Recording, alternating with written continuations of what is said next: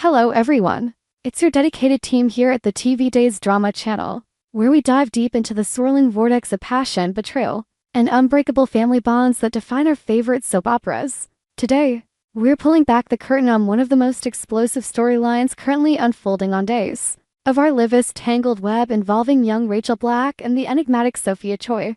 These two cunning minds are set to collide in the shadowy halls of Bayview, Salem's infamous psychiatric facility, and trust us when we say, the sparks are about to fly in ways that could reshape alliances, shatter secrets, and ignite new vendettas. As devoted fans, we've been glued to our screens, dissecting every glance, every whisper, and every calculated move. So grab your popcorn, settle in, and let's unravel this dramatic saga together. Will redemption prevail, or will darkness consume them all?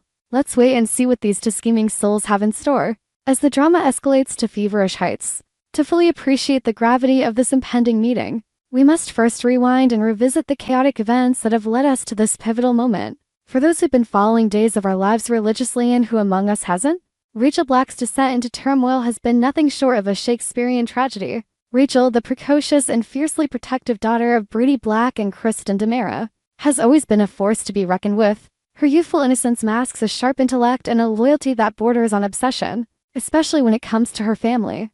But recent revelations have exposed a darker side, one that has left Salem reeling in shock and horror. It all came crashing down when Brady, Rachel's devoted father, uncovered the unthinkable truth. His own daughter, Rachel, was the one who pulled the trigger on E.J. DiMera, the suave and often ruthless patriarch of the DiMera clan. The shooting wasn't just a random act of violence. It was a calculated strike born from Rachel's misguided attempt to protect her loved ones. And as if that weren't enough to send shockwaves through the town, Brady also learned that Rachel was responsible for the accident that left Sarah Horton gravely injured.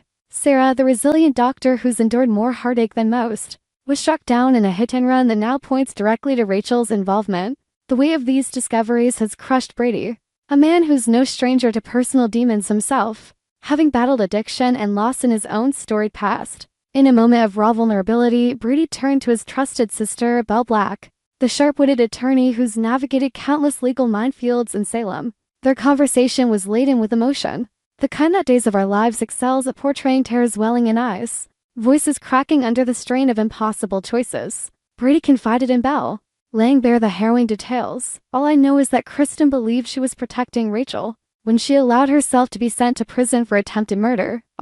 Kristen DiMera, the ultimate anti-heroine whose love for her daughter knows no bounds. Kristen's sacrifice was monumental. She took the fall for a crime she didn't commit, enduring the cold isolation of prison bars to shield Rachel from the consequences of her actions. It's a testament to the fierce maternal instinct that drives so many of the show's iconic women. From Marlena Evans to Sammy Brady, Belle, ever the voice of reason amid the chaos, didn't mince words. She pointed out the inevitable. This situation will eventually need to be resolved in the court system. Since Kristen was convicted of a crime she did not commit, the legal ramifications are staggering. Kristen's wrongful conviction hangs like a sword of Damocles over the Black and DiMera families, threatening to expose years of buried secrets and feuds.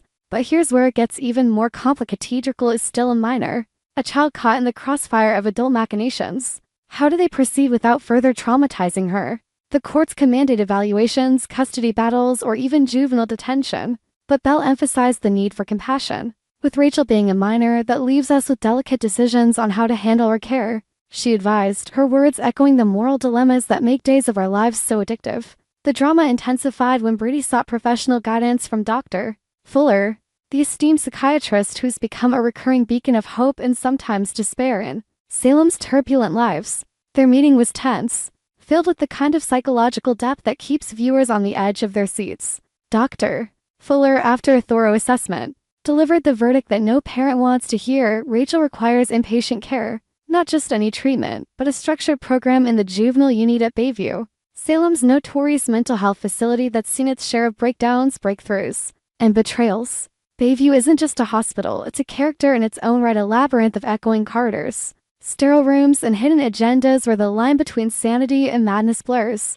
Brady's reaction was heartbreaking. As he relayed the news to Belle, his voice trembled with self-doubt. I feel like I've failed her. How did it come to this? The camera lingered on his anguished face, capturing the raw pain of a father grappling with his daughter's unraveling. Belle, drawing from her own experiences as a mother and survivor of Salem's endless dramas, offered solace. You're a great father, Brady, she assured him, her hand on his shoulder in a gesture of unwavering support.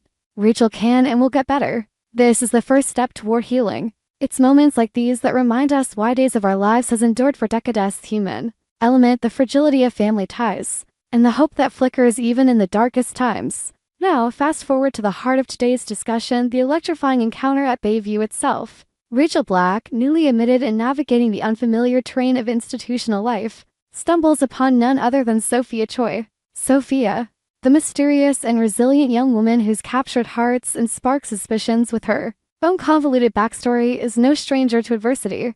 Viewers will recall Sophia's traumatic journey, her involvement in tangled romances, family secrets, and a recent incident that left her seemingly unable to speak. Tate Black, Rachel's half-brother and a key player in the younger generation's dramas, had mentioned Sophia's condition in passing, painting a picture of vulnerability that only heightens the intrigue. The meeting between Rachel and Sophia is charged with unspoken tension, a silent storm brewing in the sterile confines of Bayview's common areas. Rachel, ever the observant schemer, confronts the situation head-on. Tate said, "You can't speak," she points out, her eyes narrowing with a mix of curiosity and calculation. But Sophia, undeterred by her imposed silence, responds with a subtle yet powerful gesture, a silent signal that speaks volumes. It's a nod, a glance, perhaps a hand motion that conveys defiance and determination. This wordless exchange pushes Rachel to reconsider, to perhaps forge or maintain a clandestine relationship amid their shared isolation. Oh, the possibilities.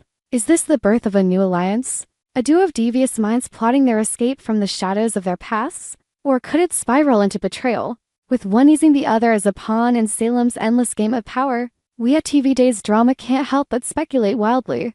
Imagine the dramatic potential. Rachel, with her history of impulsive actions, confiding in Sophia about the shooting and the hit and run. Sophia, drawing from her own experiences of loss and silence, might offer cryptic advice through notes or gestures, weaving a web of complicity that could ensnare more characters. What if this encounter draws in Tate, creating a love triangle laced with danger, or pulls Kristen back into the fray, her maternal instincts clashing with Sophia's enigmatic motives?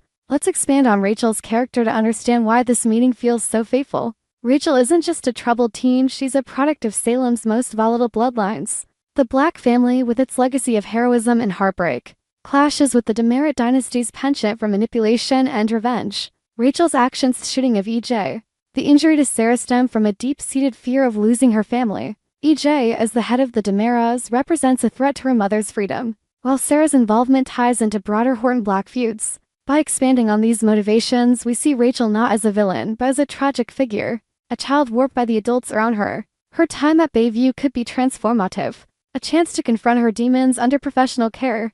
But Sophia's presence adds an unpredictable variable. Sophia Choi, on the other hand, brings her own layers of mystery. Introduced as a fresh face in Salem's youth scene, Sophia quickly became entangled in romances and rivalries. Her inability to speak, whether from trauma, injury, or something more sinister, has made her a symbol of quiet strength. Tate's affection for her adds a romantic undercurrent, but Rachel's intrusion could complicate that. Picture the scene, the two girls in a dimly lit lounge at Bayview. The hum of fluorescent lights overhead, the distant echoes of other patients' murmurs. Rachel approaches, her hospital gown ill-fitting, her hair disheveled from sleepless nights. Sophia, seated by a window overlooking the foggy Salem landscape, turns with a start. Their eyes lock, and in that instant, a silent pact is formed or broken. Brady's role in this can't be understated. As he grapples with his failure, we delve into his psyche. Brady Black has always been the moral compass of his family, but his past addictions and failed relationships haunt him. Sending Rachel to Bayview feels like abandonment, echoing his own stints in rehab. Belle's reassurance is a lifeline, but will it hold when the inevitable court battles erupt? Kristen's wrongful imprisonment adds fuel to the fire. Imagine the courtroom drama, Kristen, freed but furious, demanding justice while protecting Rachel.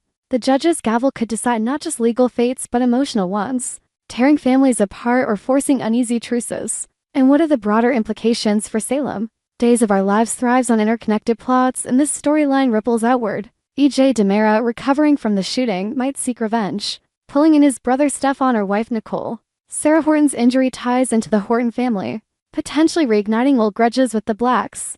Then there's Tate, caught between loyalty to his sister and his feelings for Sophia. Could this lead to a forbidden romance subplot where Tate sneaks into Bayview, risking everything for love? As we speculate, let's paint a vivid picture of Bayview itself. This isn't your average hospital, it's a gothic fortress of mental anguish.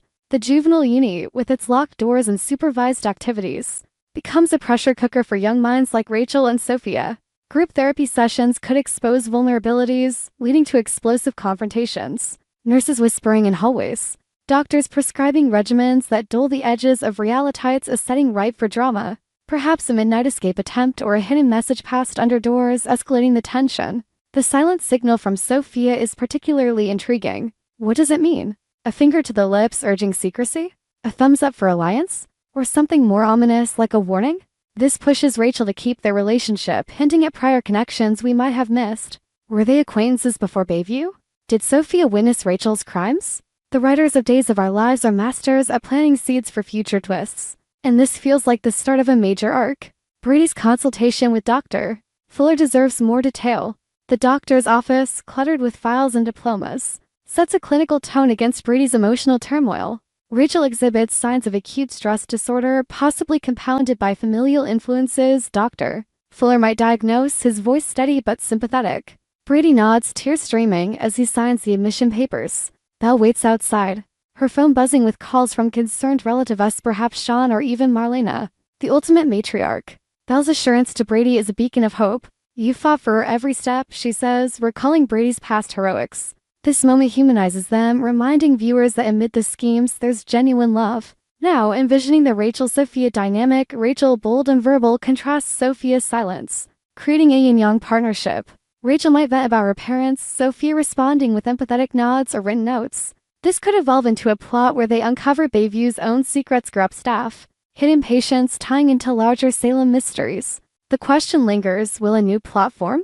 Absolutely, if history is any guide. Days of Our Lives loves unholy alliances, Sammy and Kate's schemes. Rachel and Sophia could become the next power duo, manipulating from within Bayview's walls. As troubles unfold, we predict courtroom fireworks, family interventions, and romantic entanglements.